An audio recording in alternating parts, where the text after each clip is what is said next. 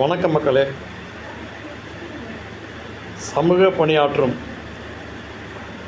அத்தனை தொழிலாளர்களையும் கான்ட்ராக்ட் முறையிலிருந்து ரத்து செய்து அந்த துறை பணியாளராக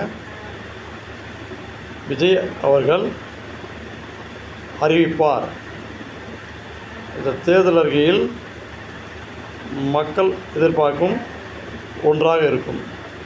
அது மட்டுமல்ல, இந்த மக்கள் பணியாற்றும் தூய்மை பணியாளர்கள் நேரடியாக மாநகராட்சி பணியாளர்களாக நியமிக்கும் வகையில் அவர் வெற்றி பெற்று முதல்வர் ஆனவுடன் முதல் கையெழுத்து இந்த தூய்மை பணியாளர்களுக்காக இருக்க வேண்டும் என்று சமூக ஆர்வலர் என்ற அடிப்படையில் திரு விஜய் அவர்களுக்கு இந்த கனிவான கோரிக்கையை கேட்டுக்கொள்கிறேன். மக்கள் சார்பாக சமூக ஆர்வலர் என்ற அடிப்படையில் என்னுடைய இந்த கருத்து.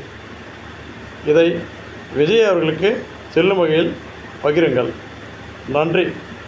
வாழ்க வளமுடன்.